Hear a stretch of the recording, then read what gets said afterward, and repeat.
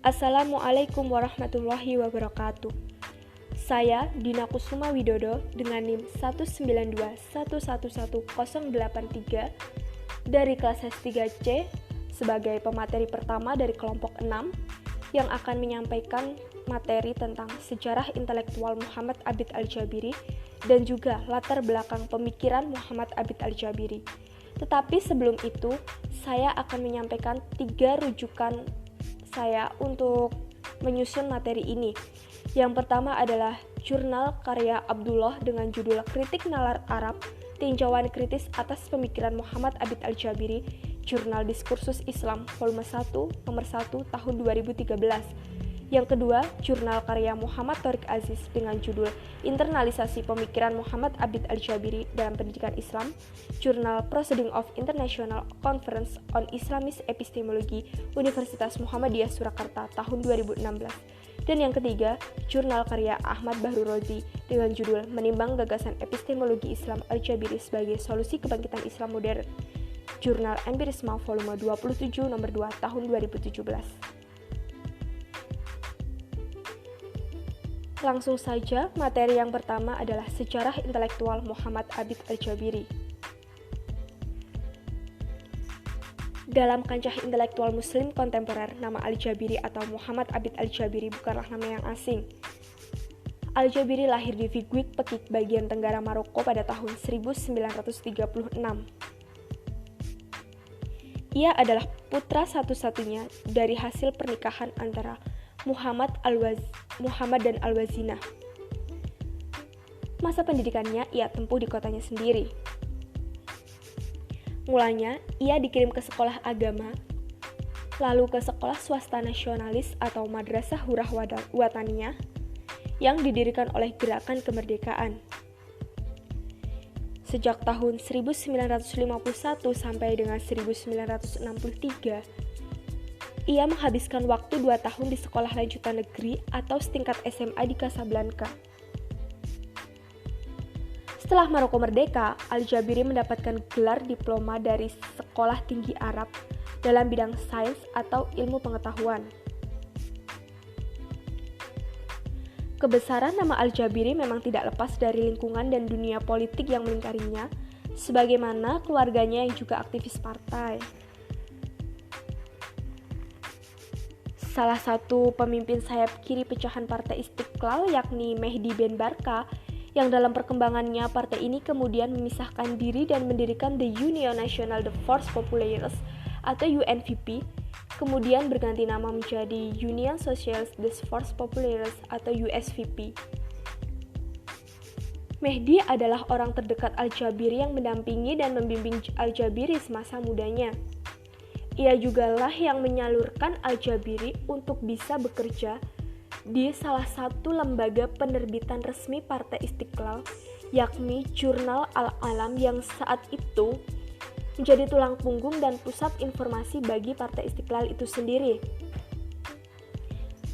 Dan pada tahun 1958, Al-Jabiri melanjutkan studinya dan berniat untuk memperdalam filsafat di Universitas Damaskus di Syria. Akan tetapi, ia tidak bertahan lama di Syria. 1 tahun kemudian, ia pindah ke Universitas Rabat yang saat itu baru didirikan. Selama masa pendidikannya, ternyata ia terus menggeluti aktivitas politiknya sampai kemudian pada tahun 1963, ia masuk penjara dengan tuduhan makar terhadap negara yang saat itu memang banyak disematkan kepada anggota partai UNVP lainnya. Lalu pada tahun 1966, Al-Jabiri bersama Ahmad As-Satati dan Mustafa Al-Qomari bekerja sama untuk menerbitkan textbook tentang pemikiran Islam dan filsafat yang diperuntukkan bagi sarjana muda di tahun akhir sebelum mereka menyelesaikan pendidikannya. Selama kurang lebih 1 periode, beberapa aktivitas Al-Jabiri, baik dalam ranah intelektualitas maupun beberapa forum lain, telah membentuk dia menjadi intelektual yang sangat penting di era itu. Al-Jabiri menyelesaikan magister tahun 1967 dengan judul tesis Falsafah Al-Tariq Inda Ibnu Khaldun di bawah pimpinan M. Aziz Lahbabi.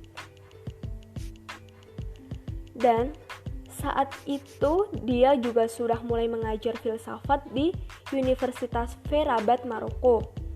Dan tahun berikutnya sampai pada tahun 1970, Al-Jabiri menyelesaikan studi program doktoral dan memperoleh gelar PhD dengan disertasi tentang pemikiran Ibnu Khaldun di bawah bimbingan Najib Baladi. Dan tahun 1976, ia mulai mengenalkan 2 buah karyanya tentang epistemologi, satu tentang matematika dan rasionalisme modern dan yang lainnya tentang metode empiris dan perkembangan pemikiran ilmiah. Lalu pada tahun 1980 sampai 1981, Al-Jabiri mencurahkan energi dan pikirannya untuk intelektualitas dan menggeluti bidang keilmuan, sekaligus mengundurkan diri dari biro politik yang telah dijabatnya. Secara geografis, lingkungan di Maroko sangat mendukung bagi perkembangan intelektual Al-Jabiri.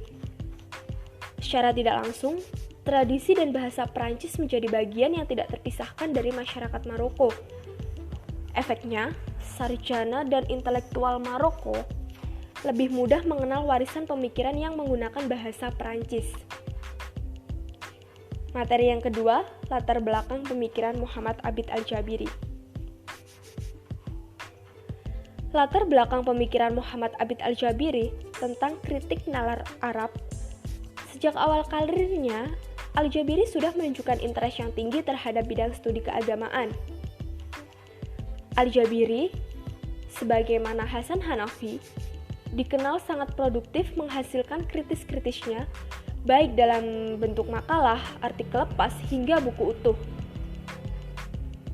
Dan ia juga yang memberikan perhatian sangat dalam kepada diskursus sejarah dan tradisi melalui metodologi kritis khas poststrukturalisme atau postmodernisme yang sangat dipengaruhi oleh tradisi dekonstruksi filsafat Perancis. Adapun kegelisahan-kegelisahan akademik yang ia rasakan adalah ketika ia menganalisis kegagalan upaya kebangkitan Islam dalam hegemoni Barat, baik dalam dunia politik maupun kultural yang disebabkan oleh tidak efektifnya upaya kebangkitan Islam yang diusung, yang bahkan ia sebut telah menyimpang dari mekanisme semestinya. Dan yang kedua, yaitu sekaligus sebagai upaya awal untuk merealisasikan kebangkitan Islam. Artinya, kritik nalar Arab ini di satu sisi dilatar belakangi oleh keprihatinan atas kegagalan kebangkitan Islam dan di sisi lain, ambisi untuk mewujudkannya.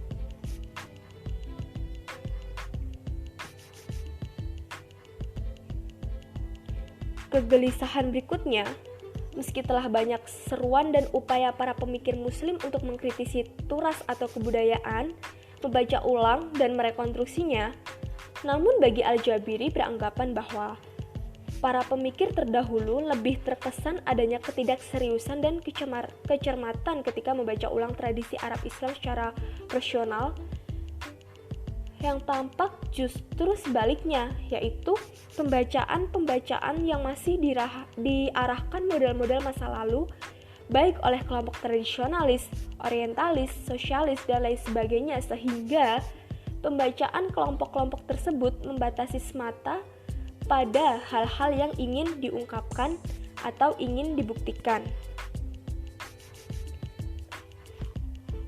Maka hal inilah yang menjadi penyebab Al-Jabiri untuk membangun upaya kritik epistemologi nalar Arab. Adapun latar belakang lainnya yang membuat Al-Jabiri menulis triloginya adalah berangkat dari keresahannya menghadapi fakta yang mengenaskan.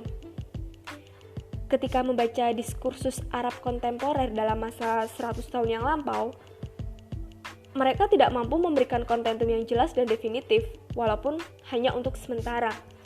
terhadap proyek kebangkitan yang mereka gembor-gemborkan. Kesadaran mereka terhadap urgensi kebangkitan tidak berdasarkan realitas dan orientasi perkembangannya, melainkan berdasarkan sense of difference atau jurang pemisah antara Arab kontemporer yang terbelakang dan kemajuan Barat modern.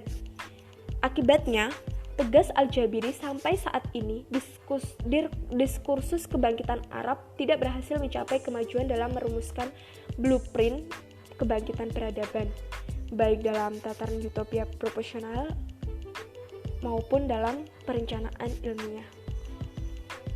Nah, itu tadi sedikit yang bisa saya sampaikan. Kurang lebihnya saya mohon maaf. Wallahul muwaffiq ila aqwamit thoriq. Wassalamualaikum warahmatullahi wabarakatuh.